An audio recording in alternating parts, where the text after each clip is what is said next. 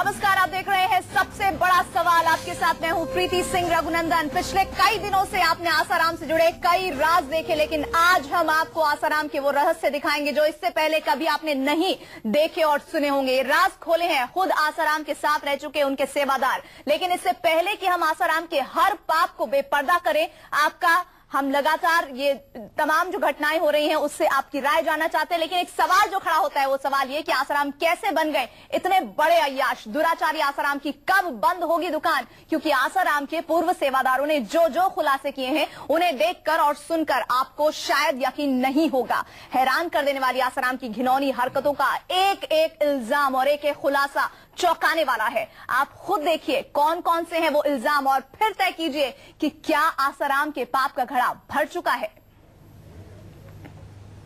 जब मैंने ये खाया और खाने के बाद मेरे को पता चला कि ये क्या चीज, तो मैंने एक साधक से पूछा तो उन्होंने कहा इसको काम विकार शांत करने के लिए खिलाया जाता है, जिससे काम की शक्ति जो है वो नष्ट हो जाए, ये एक तरह का नामर्द बनाने के लिए। तो मैंने पूछा इसको क्यों पिलाते हैं? बोले अगर अभी हम लोग जवान हैं, अगर काम विकार में कहीं डूब जाएंगे तो भगवान का साक्षात्कार नहीं हो पाएगा। क्योंकि बापू जी का कहना है, ब्रह्मज्ञानी संत है, कि भगवान का साक्षात्कार करके ही फिर ये काम विकार भोगने हैं, नहीं तो फिर भगवान को प्राप्ति नहीं कर सकते आप। इससे नपुंसक हो जाता है। इसको खाने से, इस बूटी को खाने से पता नहीं कितने लोगों को खिलाया, कितने लोगों को नपुंसक बना भी दिया। पहले की जड़ का पानी भी पिलाते हैं, उससे भी नपुंसक भी बनते हैं लोग। और तकरीबन समझिए साधक सभी साधकों को पिलाते हैं। कुछ ब्रह्म ज्ञानी नहीं है तो ब्रह्म ज्ञानी है, इन्होंने सब भ्रम फैला रखा था और सभी को बेवकूफ बनाने का सिस्टम बनाया था इन्होंने। सब साधकों को ठगा है, धोखा किया सबके साथ। आसाराम को एक दिन में 6 से 7 लड़कियां चाहिए, 10 भी, उसकी इतनी कैपेसिटी है। आसाराम बहुत शानदार आयुर्वेद दवाओं का सेवन करता है। आसाराम कामनी मर्दन रस का सेवन करता है, काम चूड़ामणि रस, पुष्प धनवा रस और मकर ध्वज, यह आदमी के शरीर को। और आसाराम ऐसी ऐसी भस्मों का सेवन करता है जिनको बनने में 2-2 साल लगते हैं। ऐसी ऐसी भस्म हैं जो कि आपके आयुर्वेद की महिमा का आपको अंदाजा नहीं है, आपके शरीर को वज्र जैसा बना देगा एकदम।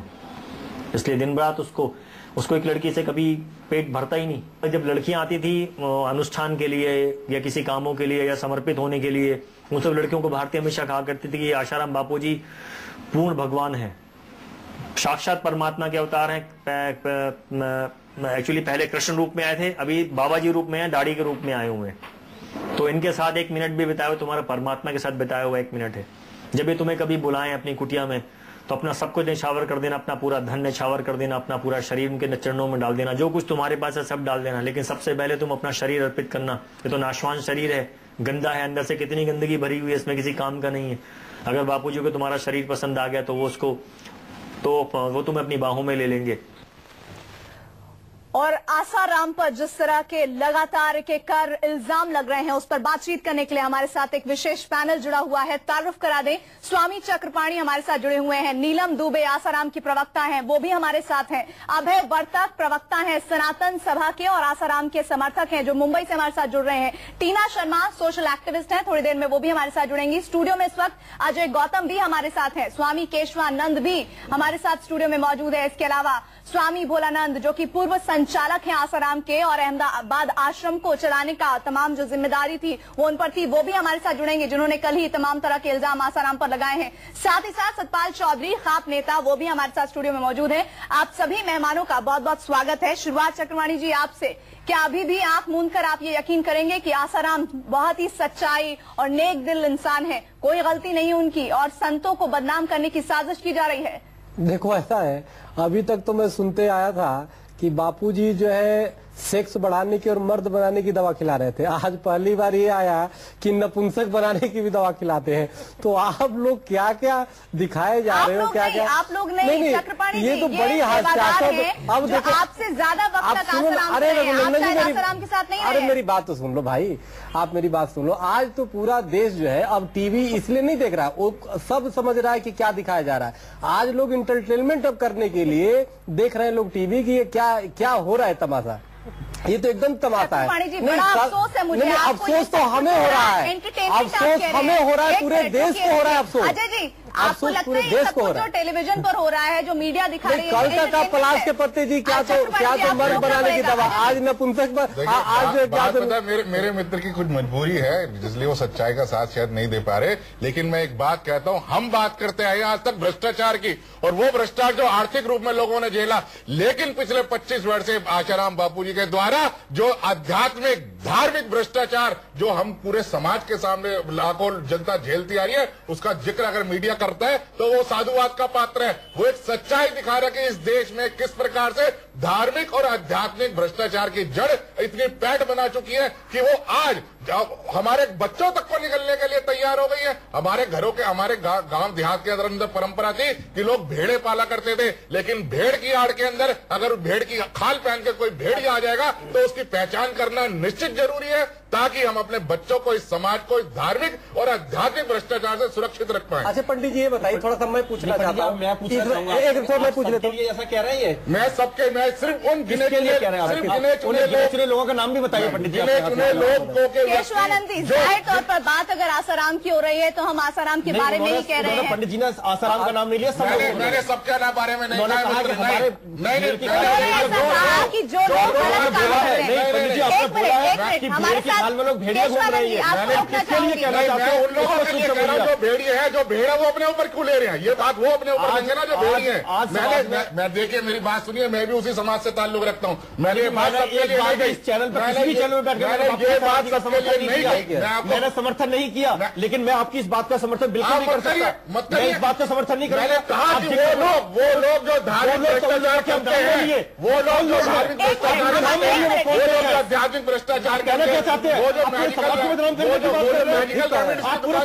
की बात कर रहे हैं, समाज की बात नहीं कर रहा, मैंने कहीं किसी का उन लोगों के नाम बताइए, इस चैनल पे बैठे हुए हैं, नाम ये इस चैनल पे नाम बताइए, चाहे वो आशाराम बापू, चाहे वो पॉल सेवा कर रहा हूँ, चीज को लेकर मैं कह रहा हूँ, चाहे वो आशाराम बापू, चाहे वो पॉल सेवा कर रहा हूँ, मैं सबकी बात, उन लोगों की बात कर रहा हूँ जो एक काम करते हैं। मैंने बापू आसाराम का एक चैनल भी नहीं कर सकते, मैंने समर्थन किया है, लेकिन मैं आपकी बात का समर्थन भी नहीं कर सकता। मैंने आपका समर्थन मांगा है, मानने की बात नहीं, आप अपमान तो नहीं कर सकते,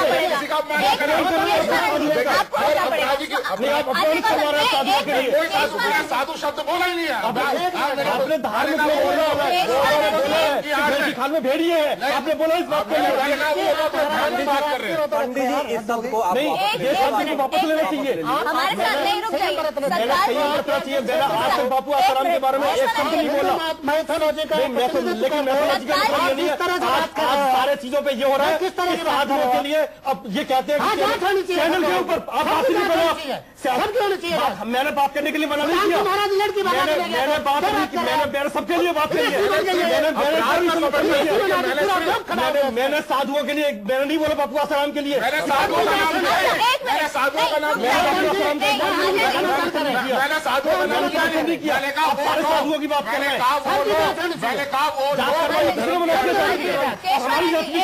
आप ये बताइए आसाराम आज की डेट में क्या हुआ है कि आप साधुओं को बुला के आप बात सुनिए, जिसकी गलती है उसके जिसकी आज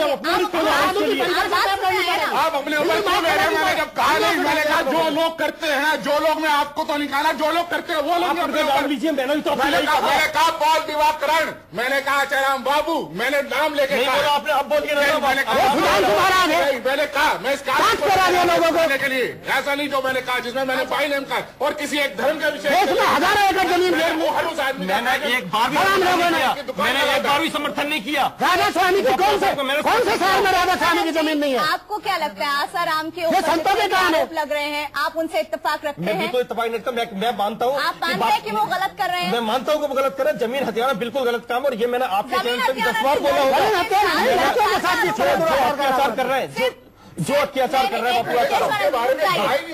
जो लोग करते हैं, तो ये बात आपको रोकना पड़ेगा। हमारे साथ आसाराम की प्रवक्ता मौजूद है नीलम दुबे। नीलम दुबे, आपसे मेरा सीधा सवाल है, उन पर कौन सा आरोप नहीं लगा? दुराचार का आरोप उन पर लगा है, भूमाफिया वो है, अवैध जमीन का कब्जा उन्होंने किया हुआ है, हवाला के तहत काम वो करते हैं।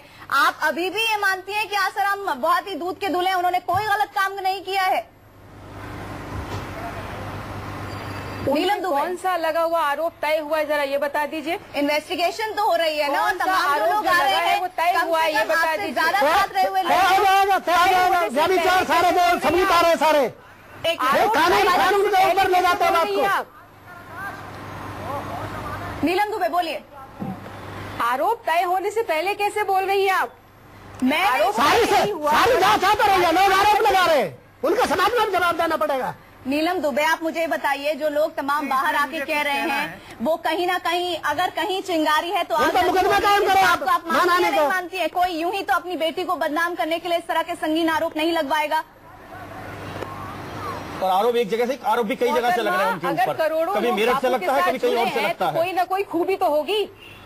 कौन सी खूबी है? सर आप आगे बता दीजिए। जुड़े हैं तो कोई ना कोई खूबी तो होगी। हाँ तो बताइए। वही तो पूछ रही हूँ, आपको कभी कोई खूबी नहीं दिखाई दी? आप बताइए ना, चलिए हम आपसे सुनना चाह रहे हैं। हमने आपको जब तक खूबियां नजर आई लोगों के लिए तब तक किसी ने उंगली भी नहीं उठाई उनके ऊपर। 14 फरवरी को जब उठा रहे थे आरोप लग रहा है तब उनके ऊपर। डे मनाने की बजाय मातृ पूजन दिवस बापू ने ऐलान किया है, जिसका बहुतों ने स्वागत किया है। इससे हमारी संस्कृति बचेगी, हमारी संस्कार बचेंगे। मातृ पितृ पूजन दिवस जो है, बापू ने नामर्ज भी बनाया है। जगह मातृ पितृ पूजन दिवस मनाने का ऐलान जो है वो बापू ने ही किया है।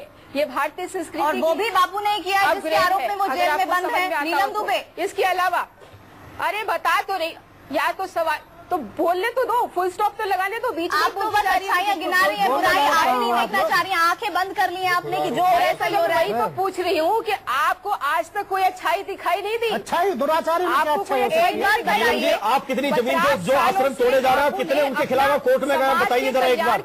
मैं आपसे पूछ रहा हूँ नीलम जी, जितने आश्रम अब तोड़े जा रहे हैं उसके बाद आप कितने बार कोर्ट में गए, कितने कोर्ट में गए आप, उसकी अपील करिए आपने जो आश्रम तोड़े गए, इसका जवाब दे रहे आप जरा। चलिए उस पर भी बात करते हैं, उस पर भी बात करते हैं। अभी कुछ दिन पहले आपके चैनल में दिखाया गया था कि करोलबाग आश्रम सील है।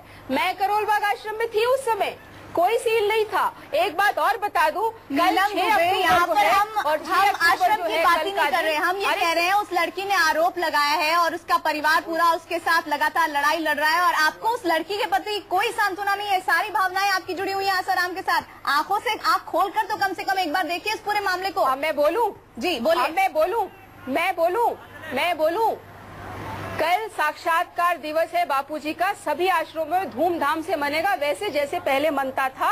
ये आप जाके जानकारी के लिए हमने आपको ये मंच दे दिया, कुछ सवाल पूछे उनका समझ में आ जाएगा अच्छाई है या खराबी है। अगर बापू में खराबी होती तो इतनी भीड़ नहीं आती। आप लोग चिल्लाने के बाद 5 साल से चिल्ला रहे हैं, आपने भीड़ जरा भी कम नीलम जी जो आपने कहा ना आज तक, नहीं मैं आपकी बात का जवाब देता हूँ। कल भी 2007 से आत्म साक्षात्कार 2007 से आशाराम जी के खिलाफ FIR लिखी हुई है। आज तक सरकार ने प्रोसिक्यूशन ही नहीं स्टार्ट किया, क्योंकि सरकार दबाव पे काम करती है। अगर देश का गृह मंत्री जाके ऐसे संत के पैर छूता है तो किस प्रशासनिक अधिकारी की हिम्मत है कि उसके खिलाफ कार्रवाई करे। तो 2007 से लिखी हुई FIR पे आज तक प्रोसिक्यूशन स्टार्ट नहीं हो पाया। एक नहीं, अहमदाबाद में आप भी जानती हैं 16 मुकदमे 16 केस उनके खिलाफ कोर्ट में चल रहे हैं, लेकिन आज तक किसी के अंदर उसके अंदर हुआ क्यों? क्योंकि जब भी कोई प्रशासनिक दबाव आता है, कोई भी दबाव आता है तो DK त्रिवेदी जैसा कमीशन बना दिया जाता है जिसकी रिपोर्ट आज तक जनता के सामने नहीं आई। नीलम दुबे, मेरे पास है वो बयान जो आप लोगों ने वहाँ पे दिए हैं, आपके साथियों ने। आप कहिए तो मैं आपको पढ़ के सुनाऊं। महेंद्र चावला दुनिया भर में बोलता था कि तांत्रिक होता है, त्रिवेदी कमीशन के सामने जाके बोला ऐसा नहीं होता है। तो जज के सामने कुछ और बोल रहे हैं ये लोग और आकर के आप कह रही हैं कि जज के सामने कुछ और कह रहे हैं और बाकी बाहर कुछ और कह रहे हैं। प्रश्न ये है कि देश के सबसे बड़े वकील राम जेठमलानी ही नाकाम होते हैं आसाराम को जमानत दिलवाने में, यानी कि कहीं ना कहीं ग्राउंड वीक है, गलती आसाराम की और इसी वजह से वो इस वक्त जेल के भीतर है, नहीं तो बाहर होते। मैडम ये आपकी चिंता का विषय नहीं है, ये हमारी चिंता का विषय है। समाज की चिंता का विषय है, ये समाज की चिंता का विषय है। ये जिस तरह से आप लोग जो हिंदू माइथोलॉजी को गंदा कर रहे हो ना, आप लोगों को तो दंड मिलना चाहिए। इसे आसाराम को तो फांसी की सजा होनी चाहिए।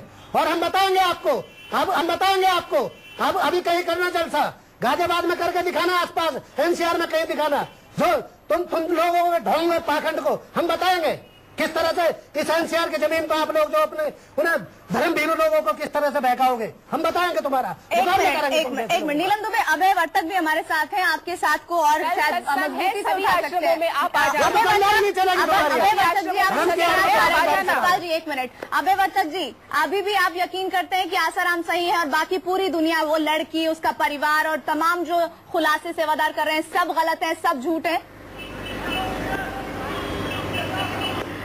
एक तो बात मैं कहना चाहता हूं कि पिछले 30 दिन से भी ज्यादा दिन हम देख रहे हैं, मीडिया में आ रहे हैं, तो जिस प्रकार से बापूजी का एक मुहिम मीडिया ने चलाया, उसी से हमें पता चलता है इसमें कोई ना कोई तो एक विदेशी जी, आपको मुझे यहाँ रोकना पड़ेगा। आपने कहा बापूजी, आपने कहा अभियान, कौन सा अभियान? पूरी सुन लीजिए मुझे। आप ये देखिए कि आप जो बापूजी के पक्ष में बोलना चाहता है उसको 10 सेकंड में, 5 सेकंड में तोड़ देंगे, तो इसे वैसे पता चलता है कि बापूजी नहीं, ये गलत बात आप कह रहे हैं। अगर आप हमारे पूरे पैनल को देखेंगे तो आपकी नजर एकदम साफ हो जाएंगी कि कितने समर्थन में, कितने विरोध में। सुन लीजिए, यहाँ पे हम देखते हैं कि नहीं बहन जी, प्रीति सिंह जी, आप एक लड़की है, आप एक महिला है। मुंबई में आजाद मैदान पे दंगेखोरों ने, मुसलमान दंगेखोरों ने 5 औरतों की इज्जत लूटी, उसमें से पत्रकार जी, मैं महिला नहीं थी। यहाँ मैं बोलता हूँ कि वो